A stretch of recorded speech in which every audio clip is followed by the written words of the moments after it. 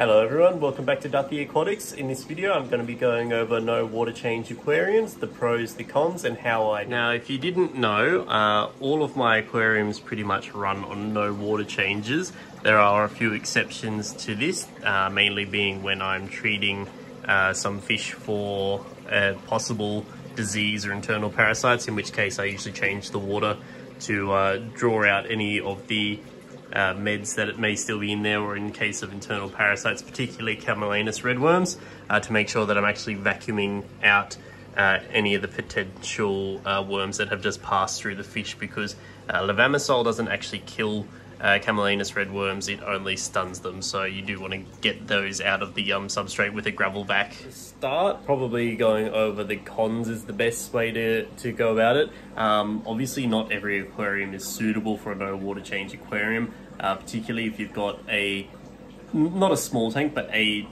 display tank that has a larger amount of large fish. So if you've got say a display tank and you've got 6 or 7 comets in maybe a 4-foot tank like this, you're probably not going to be able to get away with a no water change aquarium, simply because the goldfish are going to produce so much waste that it's always going to be teetering on the precipice of whether or not you've got to have an ammonia spike in the tank, and then if that happens it can cause all sorts of problems, particularly for your goldfish. So it's not going to work for every aquarium. If you've got, again, like a similar sized tank and you've got full size Oscars that can be bigger than my hand, and you've got 2 of them in here, they think they're landscapers as well, so they're going to be rearranging everything in the tank, so it's not going to work that well for them. So there are some cases where a no water change aquarium just simply won't be suitable. Another thing that might affect whether or not a no water change aquarium is suitable for you is also just how many fish you want to keep in the aquarium, and whether or not you like having live plants in there, because the long and short of it is, if you don't have live plants, it can't really work.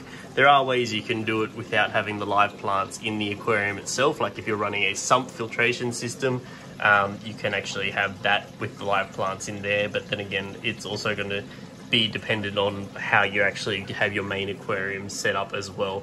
So what you want to keep, how you want to keep it, is going to dictate whether or not it's suitable for you.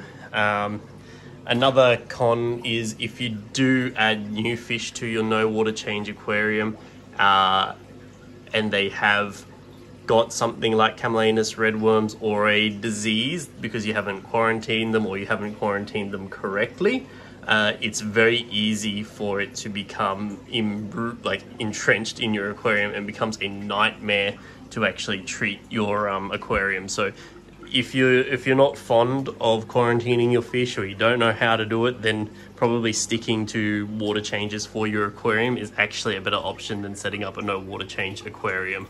Apart from that, there's not really any other drawbacks. I think there's a heap of benefits, mainly because I'm a lazy person, so you know, anything to not do work is gonna be a benefit. But I suppose if you want to go over the pros, you're getting a pretty stable aquarium. Like, this is a 4-foot aquarium.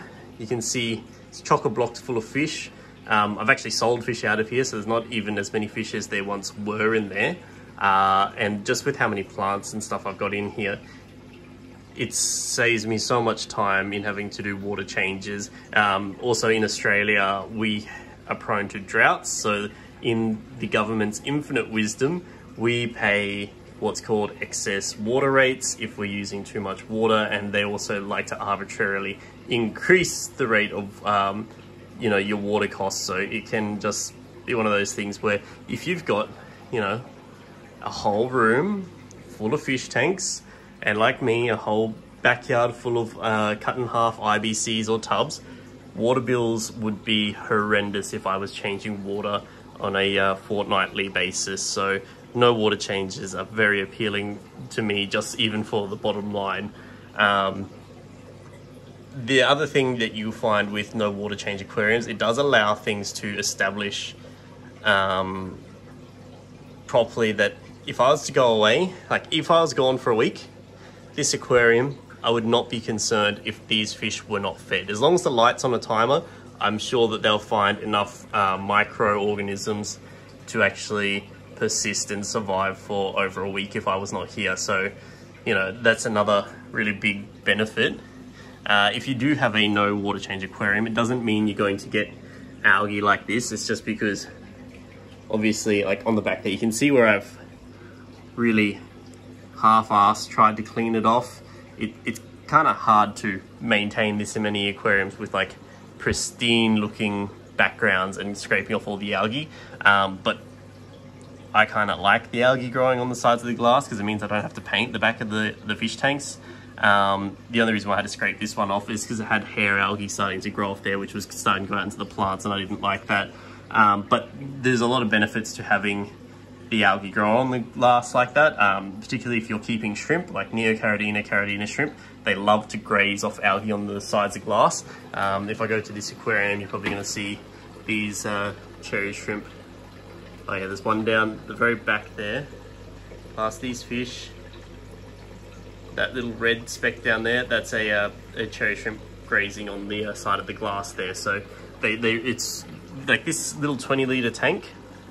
It's full of guppy fry and it's full of shrimp, and they're breeding like crazy in here because there's so much for them to graze off. Another benefit to a no water change aquarium is you're keeping your water parameters very stable, so you're never shocking your fish. So you're not getting like, particularly if you're in a place where the water, like not the water temperature, just the temperature in general goes down quite a bit because, you know, winters are different everywhere that you are in the world.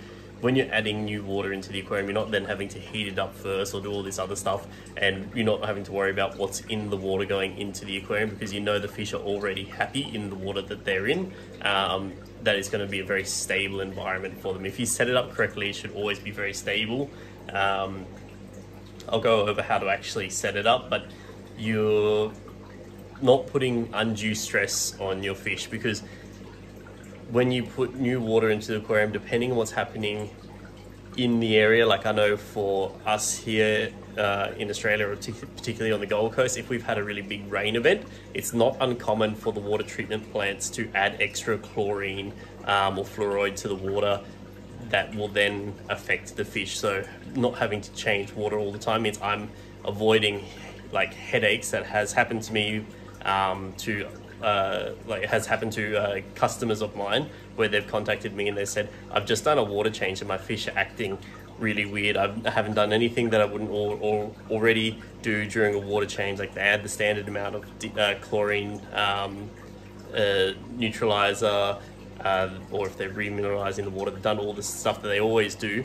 But because they've had more chlorine or fluoride added to the water, they haven't actually adjusted for that, so they actually needed to add more dichlorinates to the water, and you know, it leads to, in this case, these people lost some pea puffers, which at the time the prices come way down because I paid $2,000 for my 10 pea puffers. These people were paying about the same amount as what I did, but they lost a couple of their pea puffers. And when you've got, you know, really expensive fish that just drop dead because of a water change, there's nothing more heartbreaking than that. Another benefit to a no water change aquarium is if you're actually trying to breed certain fish, by having it as a no water change system, you're allowing it to actually act more like the natural environment. So I've got bristlenose catfish outside.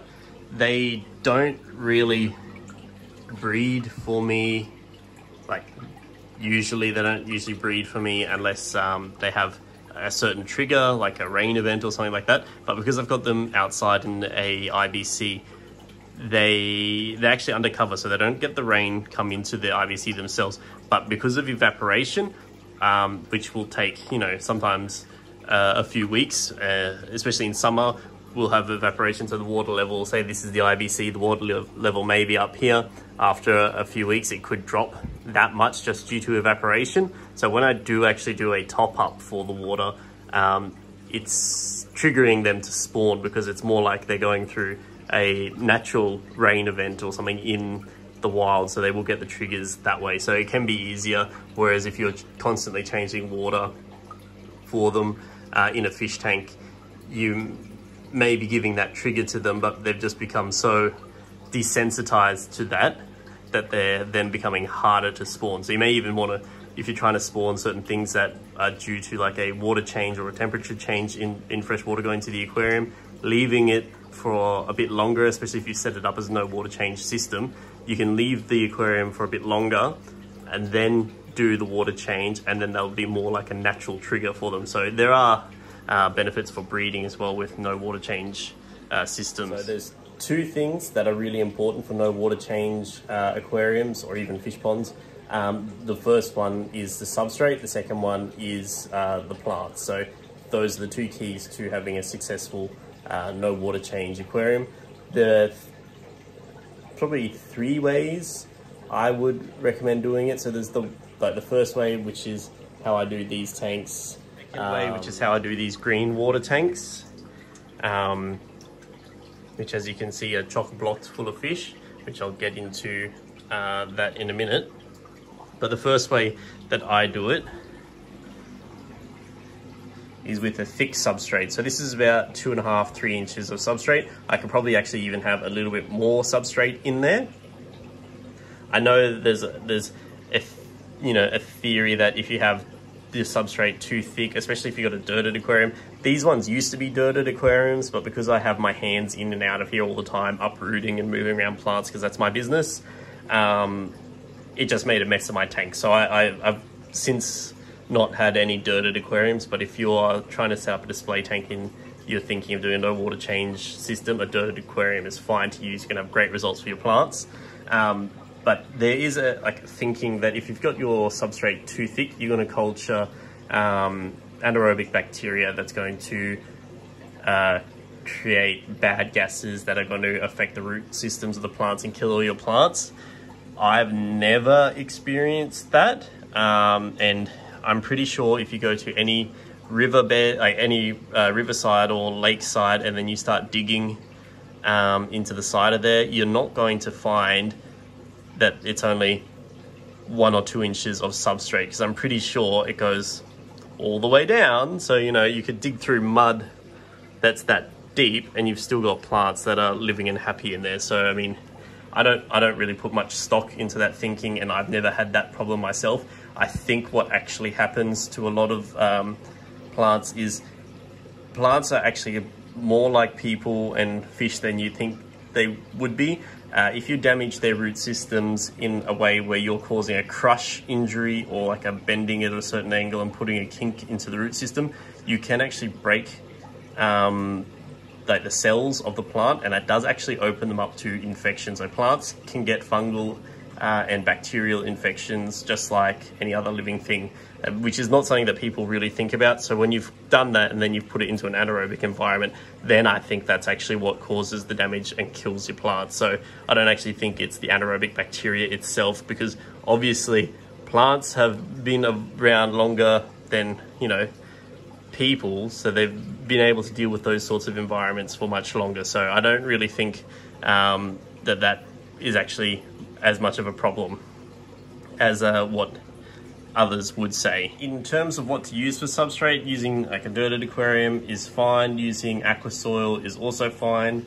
Obviously aqua soil is kind of expensive, so you can do the same thing with aqua soil as you do with a dirted aquarium, whereas you only actually have, say, something as thick or even maybe a bit thinner than my finger as like the really bottom of the substrate, and then you cap it off with, you know, gravel or sand. I always find a coarse river sand. This is all coarse river sand in here mixed with pea gravel. I always find that gives the best result.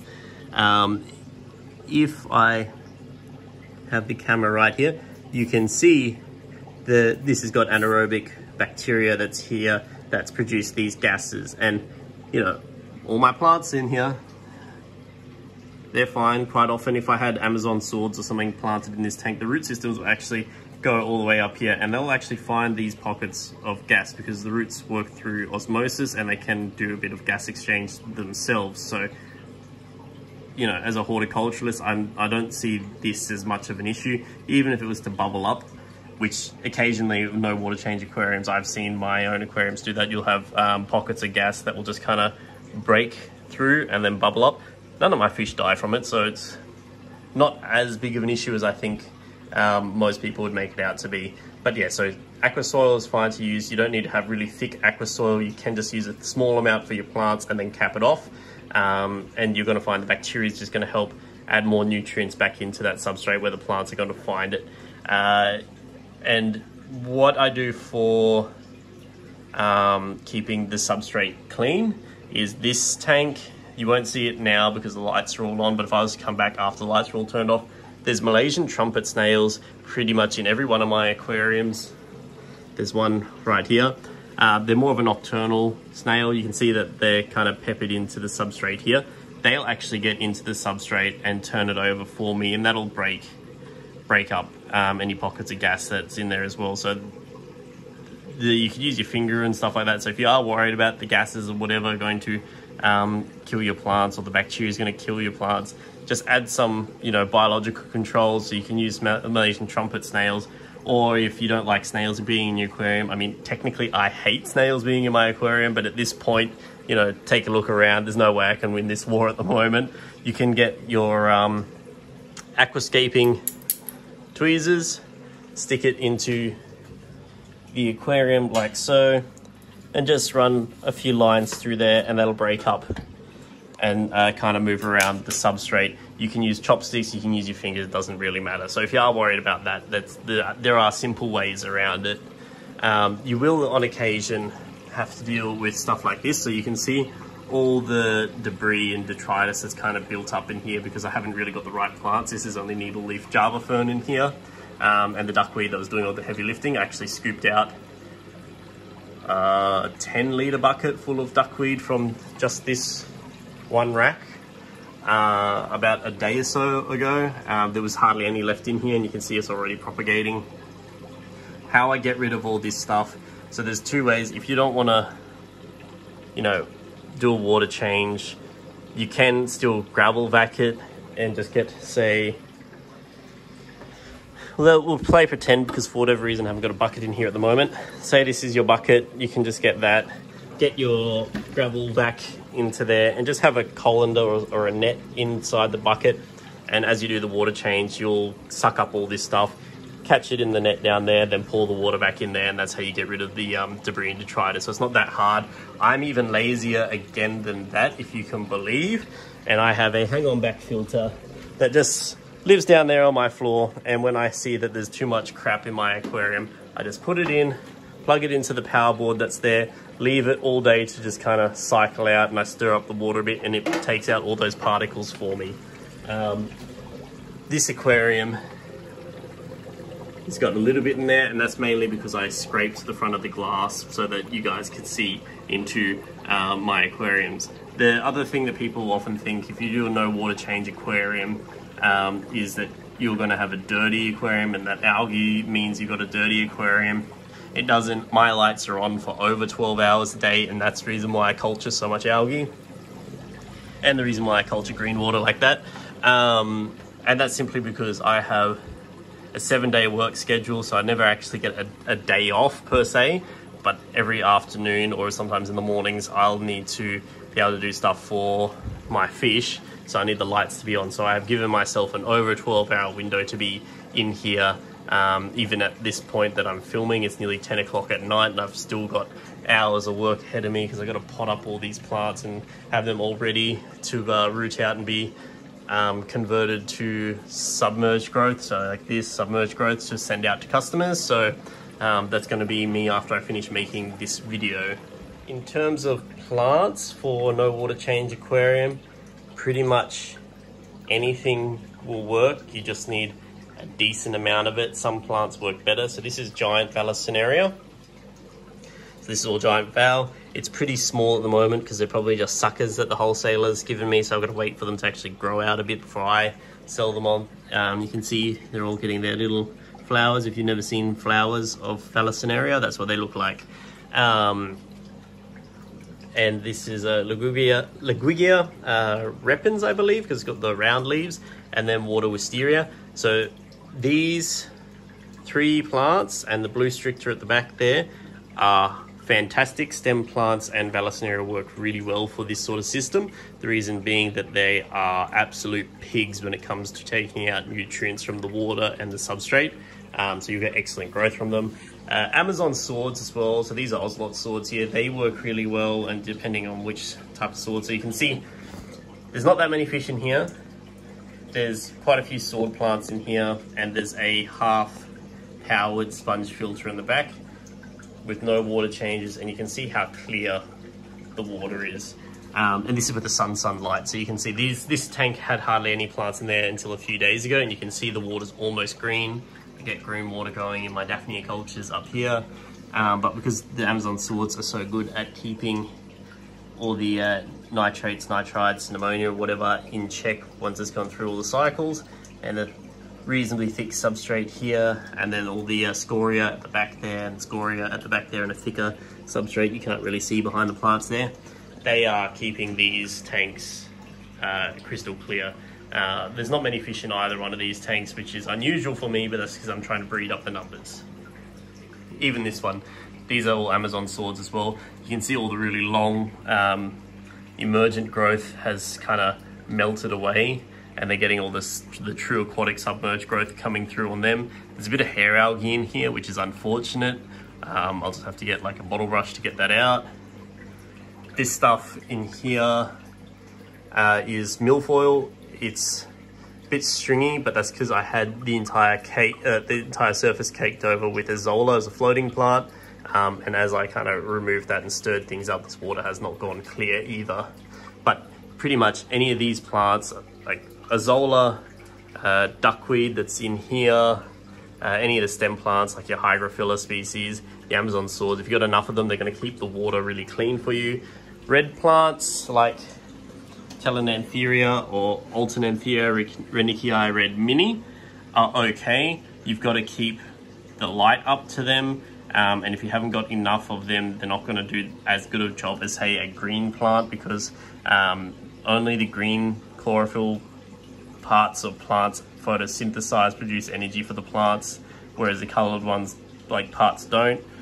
So again, I've said in a previous video, so if you see like Alternanthera renicii red mini or Telenantheria, you can see this has got some green leaves here, but the new leaves are red. It's usually because there's not enough nutrients or there's not enough light. So these guys are definitely getting enough light because the lights are on for over 12 hours. So you can see even Laguigia repens is getting nice bronze color to them. And that's because they're in the right environment. They're getting nutrients, even though this is a inert substrate, they're still getting nutrients from here because all of the beneficial bacteria colonizes in here, which acts as a secondary filtration system, which is fueling the plants. Even the cryptocorns here, you can see the nice, it's not red, but it's the off-red color that the leaves are turning here because they're getting the right nutrients and light to actually grow the way that they should. So I believe this is Cryptocorn eudeliatus, so they're getting more of a red pigment to the leaves. So yeah, so you'll get happier plants with no water change aquarium because they're just going to be loving life. You can see how even the dwarf hairgrass is already sending out runners, and I've only had this in here for about a week and a half, where they were only in the pots, but you can see the runners are actually all starting to come out of the pots and spread around. And same for the Liliopsis, they're all doing the same thing because they are getting all the nutrients that they want from a thick substrate with your anaerobic bacteria and your beneficial bacteria colonizing in there. So I don't need to use as much fertilizer as probably I even recommend to people, because I always say to people put root tabs in there. But with this sort of system, it doesn't really need it. I don't have any house plants in the room with me at the moment, so I'll use this as an example. So this is Indian lace fern. It's kind of growing out of the aquarium at the moment. You can use stuff like spath or pothos or a philodendron, anything like that. That's a terrestrial plant that can grow in like a hydroponic system. So like the wandering or walking iris also works, where you've got like your terrestrial house plants with just the roots in the water. They're all fine to use for no water change aquariums as well. So if you've got something like an Oscar that thinks it's a landscaper, and you've got like a really nice big tank for it, that you've got everything set up for it, and you know you can't have like aquarium plants in there apart from Anubias, because it's just going to rip them up and move them around because it likes it in the, you know, floating at the surface better than planted nicely in your aquarium. You can use house plants in like hanging baskets along the back there with the light to actually act as your plant filtration for a no water change aquarium. But it also really depends on how big your tank is and how many fish you got in there. So if you've only got one Oscar and it's this size aquarium and you've probably got like this much surface area covered by plants like along the back, you probably can get away with a nice thick substrate with a no water change aquarium. But if you've got two Oscars that are like this big, you probably be really pushing it. Same for goldfish as well. So these are green water, no water change aquariums. You can see there's actually no substrate in here. I do have a little bit of crushed coral that's in here, same as in here, but you can see just how green the water is in here. And the thing that you probably be really interested to know is, even though they're jam-packed full of fish, these are balloon mollies and mosaic dumbo ear guppy fry, well, they were fry when they went in here. You see how jam-packed full of fish they are and how nice and healthy and round the fish's stomachs are. I haven't fed any of these fish in this rack for over 9 weeks because they're in a green water environment. They are getting all this, like the algae that they could graze on, as well as all the microorganisms in the water that they want to eat to keep healthy and happy. And they're all healthy and happy. So if you have sick fish, especially if they're smaller fish, and you've got a green water tank set up, you can put them into that green water tank to recover, and you'll get great results. So anyone who's bred guppies in like a subtropical, tropical area, you find that they always breed and grow way better outside because they've got access to stuff like this, which is green water, and all the microorganisms and algae that they could ever graze on. So you can just see how happy all these fish actually are. And I haven't fed them, so same as down here. That's the reason why I've got hydroponic grow lights over these aquariums. So the green water that cultures in these aquariums is all intentional, and it's because I can't always be here to feed the fish.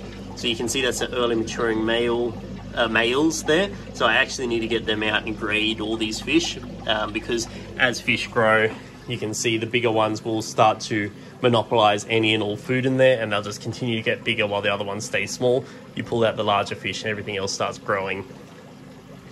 And to set up a no water change green water aquarium, it's really simple. You just get a good light. So these are hydroponic grow lights. You don't need something that strong.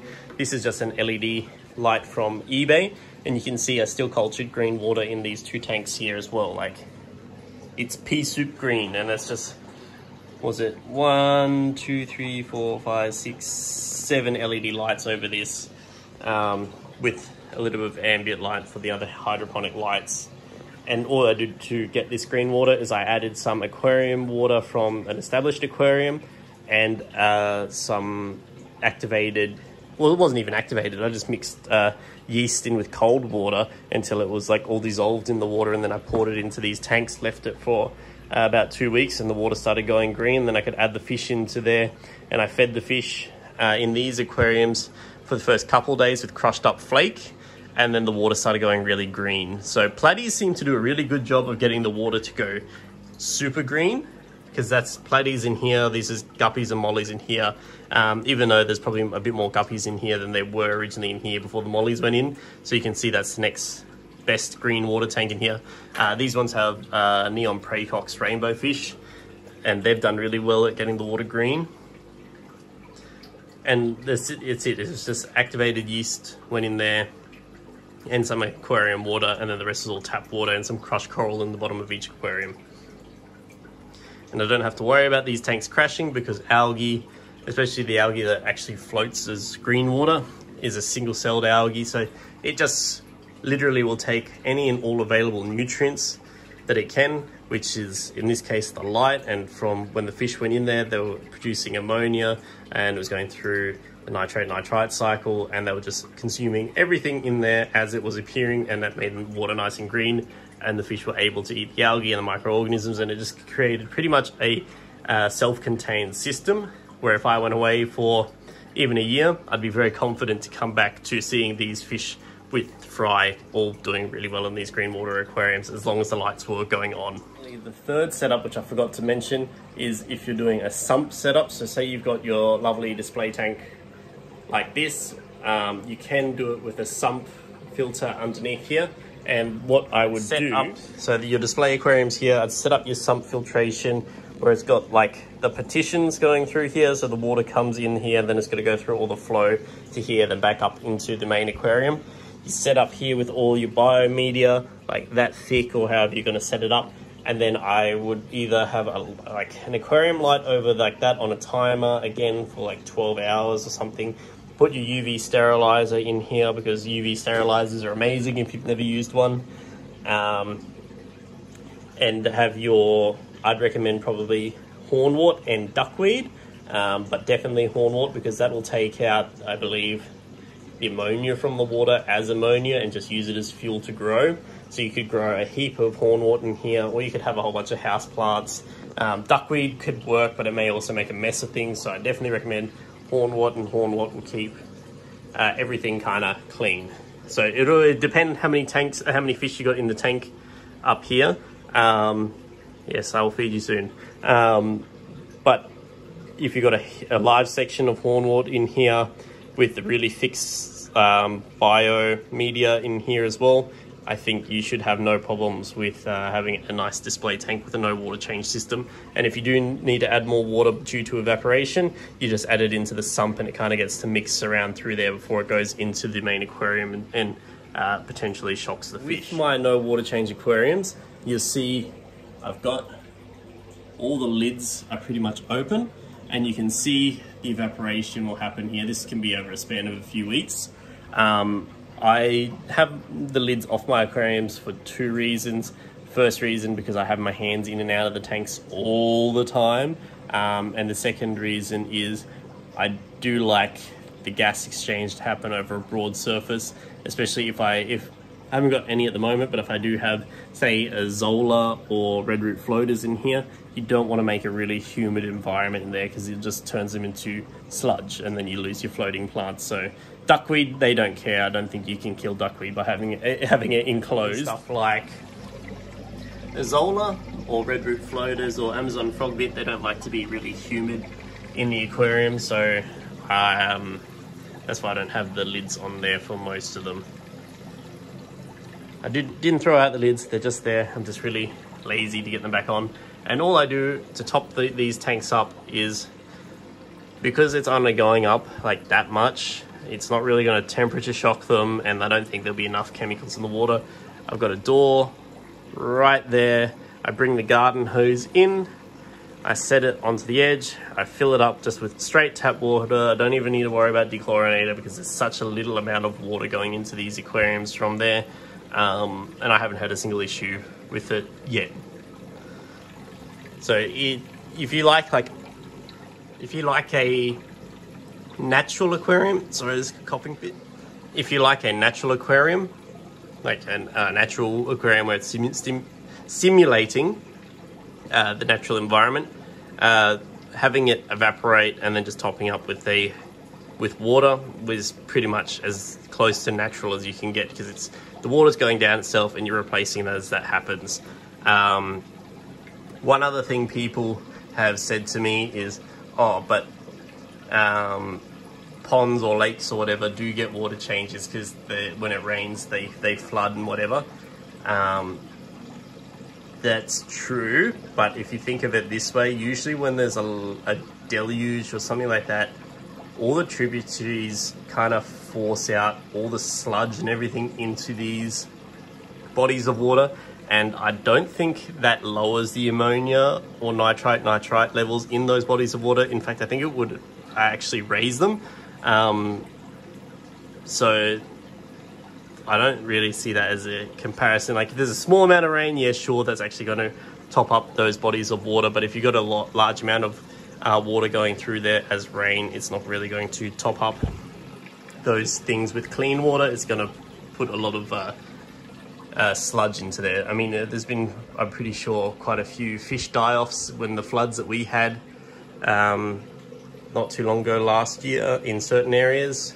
just because of all the stuff that got pushed into the water bodies. So I don't really think that's a good argument against not changing water, because, you know, proof's in the pudding, and a lot of these aquariums are going on years without water change. Like this aquarium here, full of my sunset platies, is probably 3.5 years without a water change. And these ones, none of them have ever had a water change, so they'll be on 2.5 years now. These ones got moved this year, so they are only under a year. And these ones I have had meds go into the water, so they are now reset this year as well. But that's how I do my no water change aquariums. If you have any questions, just leave a comment down below. If you enjoyed the video, like and subscribe. If you need to message me and ask a question, and it needs to be like more urgent, best way is Instagram. If you haven't found it already, it's just Duppy Aquatics. I mean, website, everything, it's always just Duppy Aquatics. Facebook, doesn't matter. Any questions, just let me know.